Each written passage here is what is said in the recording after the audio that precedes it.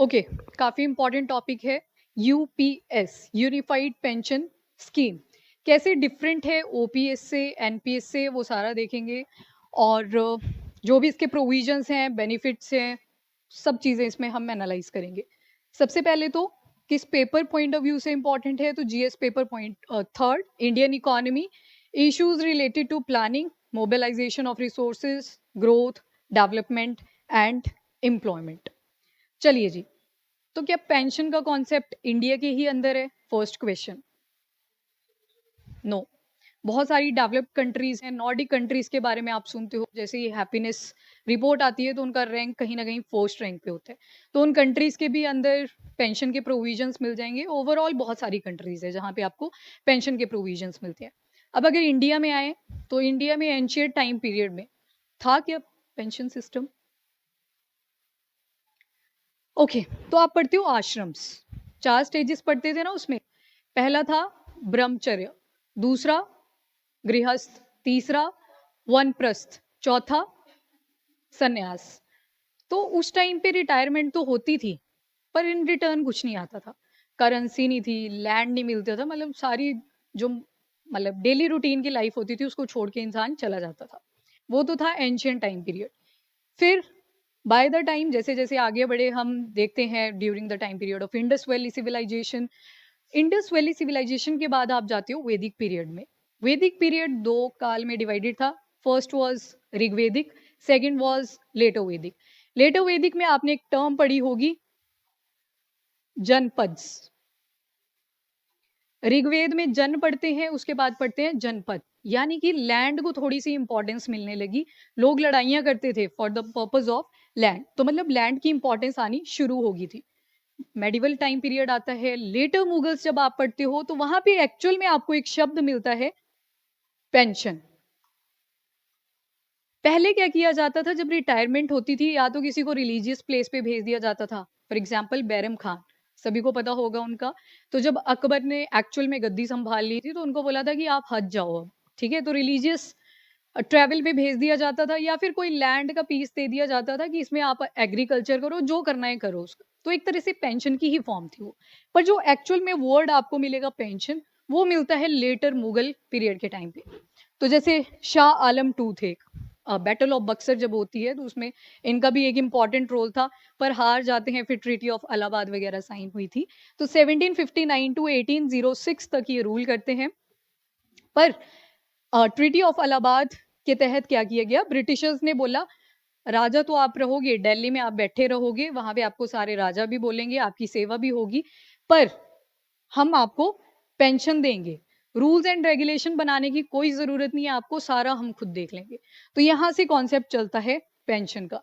वैसे ही अकबर टू के time period में तो इतनी दिक्कत आ गई थी कि राम मोहन रॉय, राजा राम मोहन रॉय, अभी टाइटल मिलेगा, यहाँ पे थे एक राम मोहन रॉय, वो जा रहे थे इंग्लैंड। तो अकबर टू ने उनको बुलाया कि जरा इंग्लैंड में बात कर लेना कि मेरी पेंशन थोड़ी इंक्रीज कर दी जाए, खर्चे बढ़ रहे हैं पर पैसे थोड़े कम पड़ रहे हैं। तो अकबर टू की जब ये बात मान ली थी राम मोहन रॉय ने, तो राम मोहन रॉय को उन्होंने टाइटल दे दिया था राजा, ठीक है। तो यहाँ पे भी पेंशन का आपको कॉन्सेप्ट दिखेगा। फिर तो पेंशन आगे चलती ही गई, तो ब्रिटिश टाइम पीरियड से ही हम पेंशन के बारे में पढ़ते हैं, ठीक है। तो ये तो थोड़ा सा हिस्टोरिकल था कि बहुत पहले का आ रखा है पेंशन का कॉन्सेप्ट। पेंशन दी क्यों जाती है? ताकि एल्डर एज में कोई प्रॉब्लम ना आए, सोशल सिक्योरिटी, फाइनेंशियल सिक्योरिटी बनी रहे। तो ये तो आगे इसका मेन। अभी जो आया है that is the UPS, OPS and आपका न्यू पेंशन सिस्टम, या जिसको नेशनल पेंशन सिस्टम भी बोलते हैं, उससे बिल्कुल डिफरेंट है। डिफरेंट है बिल्कुल, नो, हाइब्रिड वर्जन मिलेगा आपको। हाइब्रिड का मतलब है थोड़े से फीचर ऐसे लगेंगे जैसे ओपीएस से उठाए हैं, कुछ फीचर्स ऐसे लगेंगे जो एनपीएस से उठाए हुए हैं। तो देखते हैं वन बाय वन। पर सबसे पहले हमें एक कॉन्सेप्ट समझना पड़ेगा, that is about the salary. किसी रिलेटिव की उठाई है, ये इनवॉइस है प्राइवेट जॉब का है ये। तो हमने गवर्नमेंट का पढ़ना है पहले। तो देखो कुछ चीजें मिलेंगी आपको, डायरेक्ट नहीं लिखी होती सैलरी यहाँ पे। यहाँ पे देखो थोड़ा थोड़ा अमाउंट लिखा हुआ है, राइट। फिर इसको ऐड करा हुआ है, फिर ग्रॉस बना है, ग्रॉस का मतलब होता है टोटल, फिर उससे कट होगा टैक्स एंड ऑल, फिर क्या बचता है, नेट। तो ये आ जाती है यहाँ पे सैलरी। यहाँ पे देखो अब टर्म्स, मेडिकल अलाउंसेस आपको मिलेंगे, बेसिक सैलरी या फिर जिसको क्या बोलते हैं बेसिक पे, फिर हाउस रेंट अलाउंस है, इसमें ट्रांसपोर्ट अलाउंस है, स्पेशल अलाउंस है। ये प्राइवेट सेक्टर में आपको ऐसी टर्मिनोलॉजीज मिलती है, ये कंपनी टू कंपनी वेरी कर सकती है। अब जो आपको जानना है दैट इज गवर्नमेंट में कैसे फंक्शन होता है। सबसे पहले तो सैलरी, कभी आपने नोटिफिकेशन ओपन करके देखी हो किसी भी एग्जाम की, वहां पे लिखा होता है बेसिक पे इतना मिलेगा इंक्लूडिंग डीए, सुना देखा है कभी ऐसी चीज? तो बस सैलरी में दो चीजें मेन आएंगी, वन इज बेसिक पे, बेसिक पे, एंड दूसरा होता है आपका डीए, डीएनएस अलाउंस, एक और होता है डी आर, एक होता है डीएनएस रिलीफ। छोटा सा डिफरेंस है दोनों के बीच में, डीएनएस अलाउंस जो है ये करंट सैलरी के साथ दिया जाता है, मतलब जब पर्सन सर्विस में होगा, जब वो काम कर रहा है, अभी उसकी रिटायरमेंट नहीं हुई है, तो उस टाइम पे दिया जाता है डीए। रिटायरमेंट से पहले जो मिलेगा दैट इज डीए, एंड उसके बाद जो मिलेगा वो है डीएनएस रिलीफ। डन, समझ आ गया इतना? ऑनलाइन कोई डाउट होगा तो चैट बॉक्स में लिखते रहना, ठीक है? तो यहाँ पे क्या चीज आ गई है, सैलरी बनती है आपकी इन दो चीजों को जोड़ के, इतना क्लियर है ना? ये इंपॉर्टेंट है टर्म्स, अभी डिफरेंस जब देखेंगे तो इसी के बेसिस पे, बेसिक पे plus DA, DNS allowance. Okay, तो यहाँ पे यही चीजें लिखी हैं कि DNS allowance and DNS relief जो है दोनों कंपोनेंट हैं, थोड़े से डिफरेंट है, एक पेंशन का कंपोनेंट आ गया डीआर वाला, एंड सैलरी का कंपोनेंट आ गया डीए। दोनों सेम ही तरीके से फंक्शन करते हैं, पर implement different stages of life पे होते हैं, एक रिटायरमेंट से पहले डीए एंड एक रिटायरमेंट के बाद that is D R. DNS allowance जो करंट गवर्नमेंट एम्प्लॉय होते हैं उनको दिया जाता है, ताकि जो महंगाई हो रही है उसका इम्पैक्ट उनके ऊपर ना पड़े, डेली परचेजिंग पे कोई उनके ऊपर इम्पैक्ट ना पड़े। तो गवर्नमेंट एम्प्लॉयज के केस में ये प्रॉब्लम ना आए, तो यहाँ पे क्या किया जाता है, एक डीए दे दिया जाता है जो कि वेरी करता जाता है। आपने पढ़े थे दो कॉन्सेप्ट, एक था सीपीआई एंड सेकंड था होलसेल प्राइस इंडेक्स। इन्फ्लेशन के इम्पैक्ट जानने के लिए 2014 से पहले चेक किया जाता था on the basis of WPI, wholesale price index, जिसको वीकली बेसिस पे रिलीज किया जाता था। 2014 से कंज्यूमर प्राइस इंडेक्स पे ये चीज चेक हो रही है, जो इन्फ्लेशन के इम्पैक्ट्स हैं, जो भी चीजें हैं वो सीपीआई के बेसिस पे कर रहे हैं, और ये रिलीज होता है मंथली बेसिस पे। याद है ना इतना सा? ठीक है। और मुझे ये बता दो फटाफट से, सिर्फ गुड्स की अगर बात करी जाए तो वो WPI में आएगा या फिर CPI में आएगा? जल्दी, कितने बोलते हैं WPI? ओके, कितने बोलते हैं CPI? ठीक है, तो WPI में सिर्फ गुड्स आती हैं, और गुड्स एंड सर्विसेज दोनों आते हैं आपके CPI के अंदर। उसके बाद कैसे इसको कैलकुलेट करते हैं, तो जैसे जैसे ये CPI चेंज होता रहता है, इसकी वैल्यू चेंज होती रहती है, तो आपने कैलकुलेशन नहीं करनी है फॉर नाउ। उसके बाद दूसरी जो टर्म देखी that is DR, DNS relief. अब ये रिलीफ होता है जो कि रिटायर्ड गवर्नमेंट एम्प्लॉय को दिया जाता है, यानी कि पेंशनर को दिया जाता है।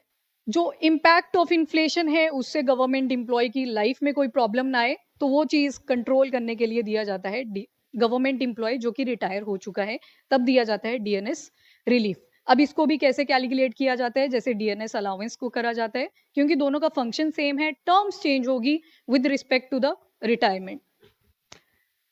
नाउ ओपीएस, तो ये ब्रिटिश रूल के टाइम से चलती आ रही थी ओपीएस। पंचप्रण में हमने एक पॉइंट भी पढ़ा था कि कॉलोनियल जितने भी ट्रेसेस हैं उनको खत्म करना है, तो ये तो पहले ही खत्म हो चुका था ओल्ड पेंशन स्कीम का। तो कब ये ओरिजिन हुआ इसका वो चीज देख लो। एक कमीशन लाया गया, रॉयल कमीशन, जिसको ली कमीशन भी बोलते हैं, वेरी इंपॉर्टेंट, प्रीलिम्स में पूछा जा सकता है, इसको नोट कर लो। और फिर 1924 में रिकमेंडेशन दी गई थी for the salary during the activities of service के टाइम पे कैसे कैसे चलेगा, एंड ताकि जो इंडियंस उन्होंने रिक्रूट करके रखे थे उनको कोई प्रॉब्लम ना आए फ्यूचर में, और इंडियंस को ये लगे कि ब्रिटिशर्स हमारे लिए कितना काम कर रहे हैं, तो उसके लिए लेके आए थे ये रॉयल कमीशन, और ये ओपीएस तब से ही चलता आ रहा है। अब इसको ना एक न्यूमेरिकल से समझो ओपीएस, इसके बारे में तो ज्यादा डिटेलिंग में नहीं पूछा जाएगा, यूपीएस पे ज्यादा क्वेश्चंस मिलेंगे आपको। ली कमीशन या फिर रॉयल कमीशन, कमीशंस पे आ जाते हैं क्वेश्चन, नोट कर लेना। अब देखो इसको कैलकुलेट कैसे करते हैं। यहाँ पे एक पर्सन ले रखे हैं आशीष, इनको बोला गया कि सालाना इनकी है 9 लाख रुपए, यानी कि टोटल 12 महीने का बता रखा है, 9 लाख रुपए आ जाते हैं। और ये है इनकी सैलरी, यानी कि इसमें दोनों चीजें इंक्लूडेड हैं, बेसिक पे भी एंड डीए भी। ठीक है, तो अब ये तो माइनस करना पड़ेगा क्योंकि हमें किस पे जाना है, बेसिक पे के ऊपर। डीए तो चेंज होता रहता है। तो अब जब जाएंगे बेसिक पे के ऊपर तो इसका बनता है अराउंड 7.8 लाख पर एनम, 7,80,000 के आसपास। तो एक महीने की सैलरी तो निकल जाएगी, सी सेट लग गया, डिवाइडेड बाई 12, ये आ गया 65,000। ये बताओ ये सैलरी है या फिर बेसिक पे है? ये है आपका बेसिक पे, ये पर मंथ आ गया 65,000।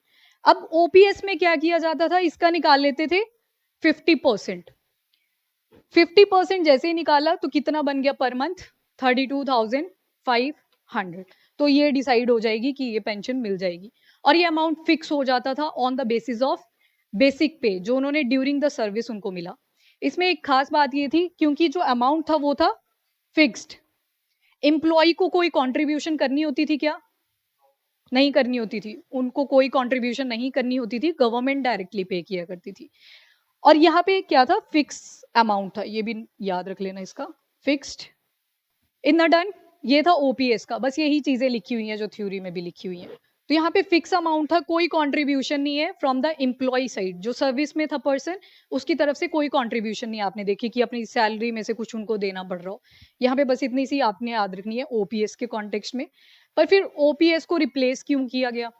फिर आती है न्यू पेंशन स्कीम, जिसको नेशनल पेंशन सिस्टम भी बोला गया। अब बोला गया कि ठीक है, पेंशन से बहुत सारे बेनिफिट्स मिल रहे थे, जब रिटायर हो जाते थे लोग काफी बेनिफिट्स मिल रहे थे, पर इससे फाइनेंशियल बर्डन गवर्नमेंट के ऊपर ज्यादा आ रहा था। तो उसको रिड्यूस करने के लिए इस पेंशन सिस्टम को कर दिया गया हॉल्ट, और इसकी जगह पे ले आए दूसरा सिस्टम, दैट इज एनपीएस। और यहाँ पे रीजंस और क्या क्या दिए गए थे, सबसे पहले कि गवर्नमेंट एम्प्लॉय जो रिटायर हो रहे हैं उनका नंबर भी इंक्रीज कर रहा है, तो ज्यादा पेंशन देनी पड़ेगी लोगों को। इवन ओपीएस में एक और चीज आप याद रख सकते हो, मान लो आज क्या डेट है, चलो जो भी है आज की ले लेते हैं, फर्स्ट 2024, बड़े पास्ट में चले जाते हैं। और पिछले दिन ही ना यहाँ पे इनकी प्रमोशन हो जाती है। तो अब जो प्रमोशन के टाइम पे सैलरी हुआ करती थी, बेसिक पे यही कैलकुलेट होगा प्रमोशन के टाइम पे। चाहे कोई रिटायर हुआ from the post of principal, तो जो लास्ट डे उनकी सैलरी थी ना, उसी के बेसिस पे उनको पेंशन मिलती थी। सुना होगा आपने ये केस तो बहुत बार, प्रिंसिपल रिटायर होते थे, बोलते थे कि 2 दिन पहले हुए थे, कितना अच्छा हो गया कि बढ़िया पेंशन लगी।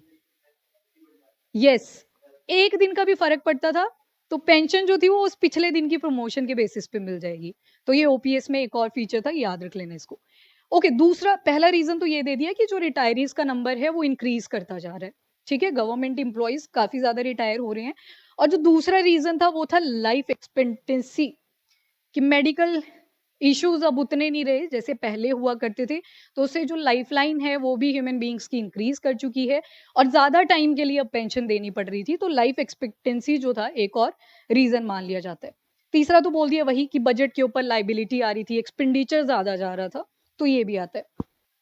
तो इसी वजह से 2004 में एक और नया सिस्टम लाया गया, दैट इज द एनपीएस। मतलब 2004 से पहले सारा गया था ओपीएस वाला, अभी आ गया एक इंटरवल 2004 में जिसमें लाई गई new pension scheme.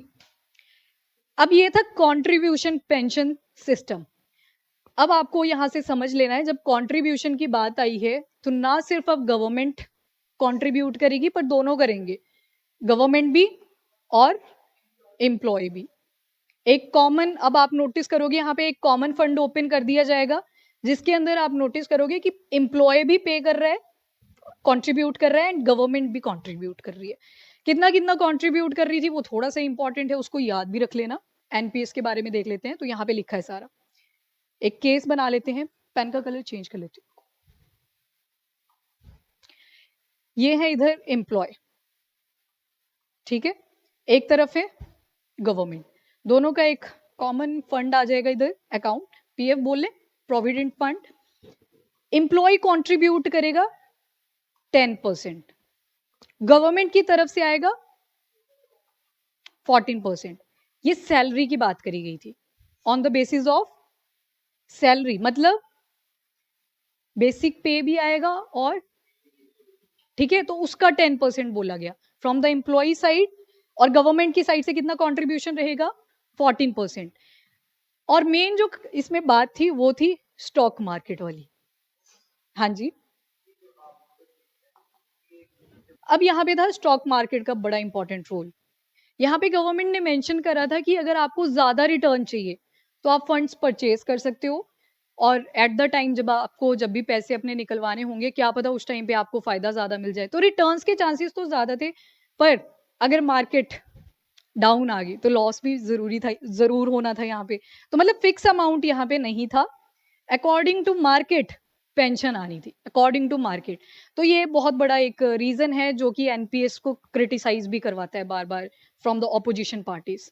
NPS done, बस इसके बारे में इतना ही याद रखना है आपने, ठीक है। मार्केट के साथ ये लिंक था, यही इसकी एक ड्रॉबैक क्या बोलेंगे, मतलब जो कॉन्फ्लिक्ट आ जाता है between the ruling and the opposition parties. तो ये कंटेंशन का एक पॉइंट आ गया यहाँ पे।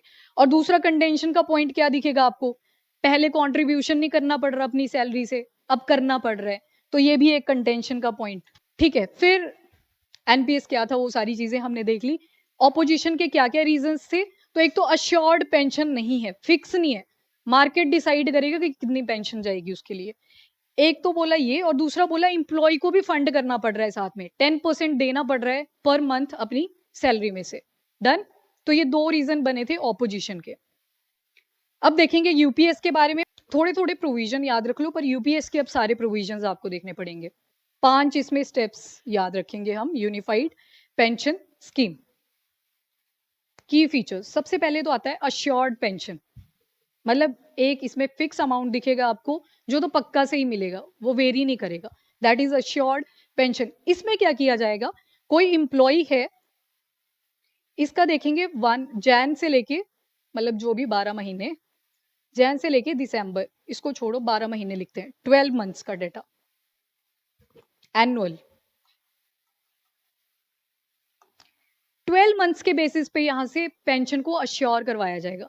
अब अगर आपकी प्रमोशन रिटायरमेंट से पिछले दिन भी हुई थी वो मैटर नहीं करेगी, यहाँ पे 12 महीने का चेक करा जाएगा, ठीक है। सैलरी देखेंगे पहले, फिर बेसिक पे आते हैं, इतना क्लियर। 12 मंथ्स का देखा जाएगा, उसके बेसिस पे जो पेंशन है वो डिसाइड होगी। अब अगर प्रमोशन पिछले दिन भी हो रही है वो मैटर नहीं करेगी चीज। ओपीएस में ये चीज एडवांटेजियस थी कि अगर लास्ट डे भी हो रही है तो आपकी पेंशन एकदम से इंक्रीज कर जा रही है। पर यहाँ पे क्या होगा, 12 मंथ्स बिफोर रिटायरमेंट वो सारा डेटा देखा जाएगा और उसके बेसिस पे आपकी पेंशन आएगी। इसको भी एक न्यूमेरिकल से समझते हैं, यहाँ पे दिखाई दे रहा है, ठीक है। किसी की बेसिक पे है मान लो 60,000, यहाँ पे बेसिक पे लिखा है, समझ रहे हो ना, सैलरी का एक हिस्सा है बेसिक पे। तो बेसिक पे है किसी की 60,000 लास्ट 12 मंथ से, और इन्होंने 25 साल कंप्लीट कर लिए हैं सर्विस के। किसी का हो सकता है 25 से कम हो, किसी के ज्यादा है तब तो सेम रहेगा, पर अगर कम होंगे तो चेंज हो जाएंगी वैल्यूज, वो अभी दिखाती हूँ। पर यहाँ पे देखो बेसिक पे है 60,000 रुपीज और 25 साल की सर्विस उन्होंने कंप्लीट कर ली है। नाउ इनकी अश्योर्ड पेंशन कैसे निकाली जाएगी, 50% निकाल देंगे 60,000 का, और कितना आ गया 30,000 पर मंथ। ये तो हुआ जिन्होंने 25 साल मिनिमम सर्विस करी हुई है गवर्नमेंट के अंदर। ज्यादा करी होगी तब भी सेम रहेगा, पर अगर कम करी होगी तो फिर वेरिएशंस आएंगी। क्या क्या वेरिएशंस आएंगी वो भी देख लो एक बार।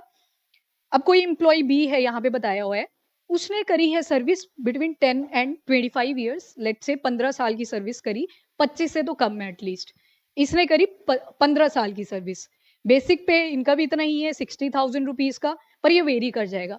यहाँ पे अब पहले सर्विस रेशो निकाली जाएगी, यानी कि 15 साल उसने जॉब करी, मैक्सिमम 50% अगर आपको चाहिए था तो उसके लिए कितनी करनी थी 25 साल। तो यहाँ पे सर्विस रेशो निकालने के लिए जितना करा उन्होंने कवर, 15 आ गया न्यूमरेटर पे एंड 25 आ जाएंगे डिनोमिनेटर पे, क्योंकि 25 हमने लिमिट लगा दी हुई है। तो यहाँ से 0.6 और इसको परसेंटेज में लोगे आप तो 60% आ जाएगा। नाउ अश्योर्ड पेंशन पे इंपैक्ट आएगा, क्या इंपैक्ट आएगा, पहले तो वैसे ही निकलेगा 50% ऑफ 60,000 एंड फिर मल्टीप्लाई कर दो इसको 0.6 से, और इनकी जो पेंशन निकल के आएगी वो आएगी 18,000 रुपए। ये वाला समझ आया।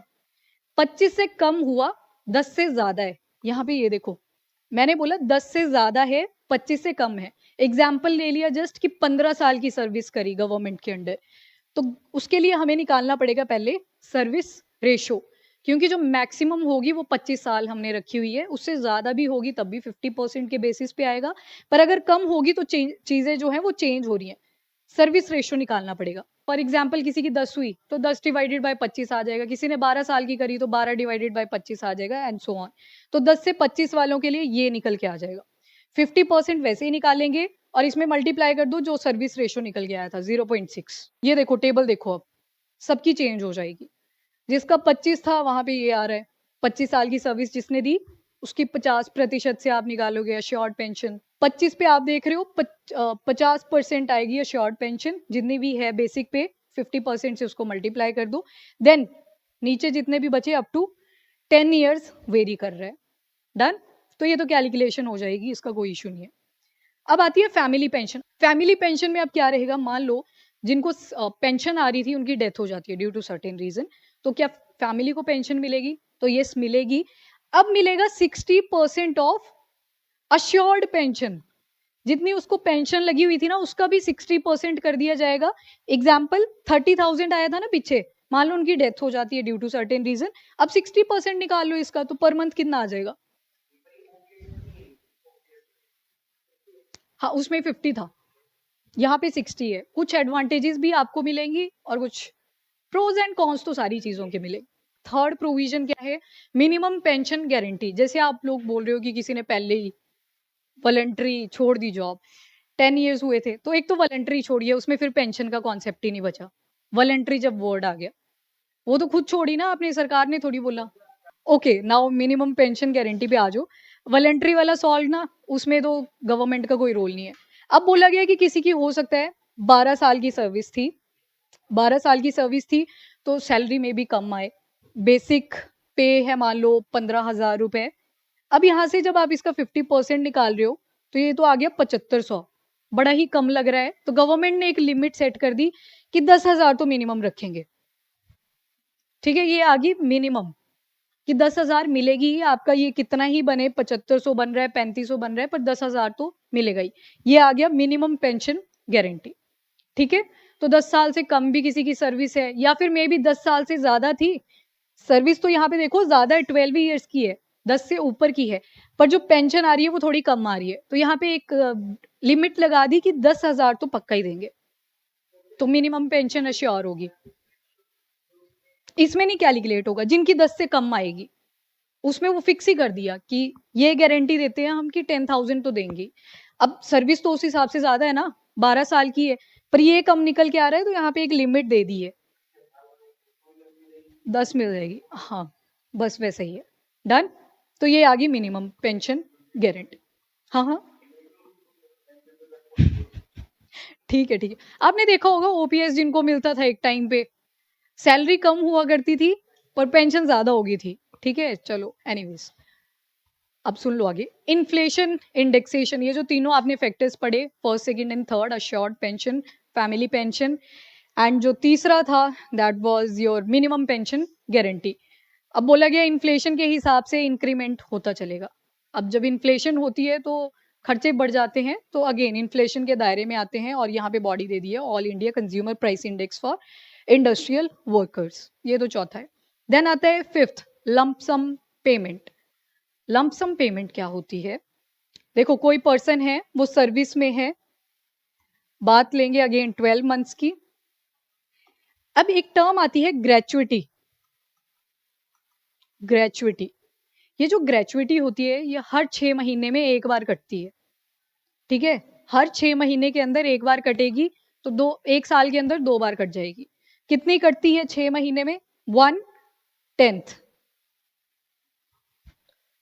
पहले शुरू के 6 महीने में कटी, मतलब वो तो जब पीरियड ऑफ सर्विस शुरू होता है वहां से काउंट होगा, पर मैं एग्जांपल दे रही हूँ। मान लो जैन टू जून आ गई पहली, फिर उसके बाद जून टू दिसंबर, 2 बार कटेगी, 1/10 ईच। तो अब यहाँ पे केस देख लो पहले, ये तो ग्रेचुइटी थी, ये वापस मिलती है लिखा होगा, एक मिनट, सैलरी की कटेगी। ठीक है, basic pay as well as DA included, उसमें से कटता है 1/10, जिसको बोलते हैं ग्रेचुइटी, लंपसम। अब एग्जाम्पल देख लो इसमें, मान लो 70,000 है किसी का मंथली इमोल्यूमेंट जो है, बेसिक पे भी आ गया और डीए भी आ गया। रिटायरमेंट के टाइम पे उसने कंप्लीट करी अपनी 30 years of service. 30 years of service, तो ग्रेचुइटी कितनी बार कटी होगी? 60 बार, 2 बार कट रही है ना एक साल में, तो ये आ गया 60। तो अब इसका कैसे कैलकुलेट करोगे? तो ग्रेचुइटी कैलकुलेट करने के लिए, लमसम पेमेंट निकालने के लिए 1/10 कर दो पहले तो 70,000 का, और टोटल कितने टाइम ग्रेचुइटी कटी है, तो 60 टाइम्स। ओवरऑल अमाउंट आ जाएगा 4,20,000। जब रिटायर होगा पर्सन तो उसको ये रिटर्न हो जाएगा in the form of lump sum payment. Gratuity कटी ड्यूरिंग द सर्विस, 1/10 कटी हर 6 महीने में, तो साल में 2 बार कटी। इन पर्सन का 30 ईयर्स का सर्विस टाइम पीरियड था, तो बाद में वो रिटर्न भी होगी। पता है ना ये कैसे फंक्शन करती है चीज? गवर्नमेंट उसको डेवलपमेंट के लिए यूज करेगी, बाद में रिटर्न कर देगी। ठीक है जी, आ गया लमसम का समझ। ग्रेचुइटी कटी हर साल में 2 बार, 1/10 ईच। और लास्ट में क्या करेंगे देखेंगे, वही सैलरी का तो वही प्रोविजन रहेगा। यहाँ पे सैलरी है और डीए एंड बेसिक पे आर इंक्लूडेड, तो इसका 1/10 निकालेंगे और मल्टीप्लाई कर देंगे, जितना भी सर्विस टाइम उन्होंने दिया उसका डबल हो जाएगा, क्योंकि 2 बार कटती है। और इतना निकल के आ गया, और फाइनली 4,20,000 इन पर्सन का निकल के आया। वहाँ वो भी देख लो एक बार, वो है 18.5। अब इसमें कुछ प्रोविजंस मार्केट से भी लिंक करे हुए हैं, और कुछ ऐसे थे जो 5 आपने पढ़े, तो थोड़ा बहुत वेरिएशन आएगा। और अभी जो एनपीएस के अंडर आते हैं उनके पास चॉइस है, अगर उनको अभी ट्रांसफर करना है, मतलब ये तो 2025 से इम्प्लीमेंट होने वाली है, तो दैट विल बी चॉइस। और अगर कोई अरियर बचता है, बैलेंस बचता है, एक्स्ट्रा पैसे बचते हैं, तो वो भी अकॉर्डिंगली ट्रांसफर कर दिए जाएंगे जो भी यूपीएस के अंडर हैं। ठीक है जी, तो ये 5 प्रोविजन तो आपको पता होने ही चाहिए। एक बार डिफरेंस फॉर्म में भी देख लेते हैं। यहाँ पे 12 मंथ बेस ले लिया गया है। ये मार्केट लिंक था तो वेरी करती थी, कोई फिक्स अमाउंट नहीं था। ओपीएस में फिक्स अमाउंट होता था, तो वो सारा सिनारियो देख लिया। यहाँ पे एम्प्लॉय की कंट्रीब्यूशन भी रहेगी, यूपीएस में 10% रहेगी। सैलरी का लिखा है 10%, यहाँ पे भी 10% ही थी, पर ओपीएस के केस में कोई कंट्रीब्यूशन नहीं हुआ करती थी। देन गवर्नमेंट की कंट्रीब्यूशन देखोगे, यूपीएस के केस में 18.5% है, एनपीएस में 14% है, एंड ओपीएस तो fully funded by government. Assured pension देख लिया, तो लास्ट के जो 12 महीने हैं उसको, उसका जो एवरेज बेसिक पे रहेगा उसका 50% करके कैलकुलेट आ जाएगा, बाकी वेरी करेगा अकॉर्डिंग टू सर्विस। एंड यहाँ पे कोई अश्योर्ड पेंशन नहीं थी एनपीएस के केस में, ओपीएस में तो खैर फिक्स पेमेंट हुआ करता था। एंड यहाँ पे बैलेंस ही अप्रोच दे दी है कि if you want to purchase fund और चाहते हो कि ज्यादा रिटर्न आए, तो आपकी चॉइस रहेगी वो, यहाँ पे कोई कंपल्शन नहीं है। जबकि एनपीएस में मार्केट ड्रिवन पेंशन आया करती थी, कोई फिक्स अमाउंट नहीं था, तो ये इसका एक ड्रॉबैक भी था। बाकी यहाँ पे तो खैर कोई भी इन्वेस्टमेंट नहीं थी ओपीएस के केस में। ओके, तो यहाँ पे वही लिखा है कि एनपीएस के अंडर जो भी आते हैं 2025 तक, वो चेंज कर सकते हैं NPS to UPS. Now significance क्या है इसका? तो एक तो यूनिवर्सल कवरेज। अब यहाँ पे बोला गया है यूनिवर्सल कवरेज, यानी कि सभी को इंक्लूड करा जाएगा, फॉर्मल और इनफॉर्मल सेक्टर दोनों को। प्रोविजंस नहीं आए हैं एज स्पेसिफिक ब्रॉडली, अगर आप देखोगे वो आपको मैंने बता दिए, जो 5 प्रोविजंस आ रखे थे यहाँ पे, बस अभी इतना याद रखो कि formal as well as informal के लिए आएगी ये स्कीम। देन फाइनेंशियल सिक्योरिटी, यहाँ पे पैसा दोबारा से सेफ हो गया। एक फिक्स अमाउंट तो आ ही गया कि इतनी तो पेंशन मिल ही जाएगी अपने को, अगर मार्केट क्रैश भी करती है, जो मर्जी रीजन हो, कुछ अमाउंट है जो कि पक्का से मिलेगा। तो ये इंपॉर्टेंट भी है बिकॉज हमारी कंट्री अभी डेवलपिंग स्टेज पे है, डेवलप नहीं है, तो दिस इज अगेन इंपॉर्टेंट। और बिकॉज इनफॉर्मल सेक्टर को भी इन्वॉल्व किया है, तो उनकी भी कहीं ना कहीं फाइनेंशियल सिक्योरिटी आ जाती है इसमें। और क्या है, सेंट्रलाइज्ड एडमिनिस्ट्रेशन, तो सेंटर ही इसको इम्प्लीमेंट करेगी। और बात भी अभी सेंट्रल गवर्नमेंट के अंडर जो एम्प्लॉयज आएंगे उन्हीं की करी गई है। फर्दर प्रोविजंस ऐड ऑन होते चलेंगे, वो आप खुद ऐड करोगे। एंड जो बॉडी रेगुलेट करेगी that is pension fund regulatory and development authority, PFRDA, ये रेगुलेशन करेंगे। एंड इन्होंने अश्योर करा है कि हम विद ट्रांसपेरेंसी इस स्कीम को इम्प्लीमेंट करने की पूरी कोशिश करेंगे। तो this is the body which is going to regulate. Contribution to social equity, अब यहाँ पे इक्विटी वर्ड आ चुका है, वो आपने देखी होगी ये image, equality versus equity. Equity मतलब जिसको थोड़ी ज्यादा जरूरत होगी उसको एक और बेंच प्रोवाइड कर दो ताकि सभी बराबर हाइट पे आ जाए, दैट इज सोशल इक्विटी। जो कम ज्यादा मार्जिनलाइज्ड है उनको ज्यादा प्रॉफिट देने की ट्राई करी जाएगी। So this was the significance जो कि आपको पता होना चाहिए। Note down this practice question, online आप भी नोट कर लो, लिखना है इसके ऊपर।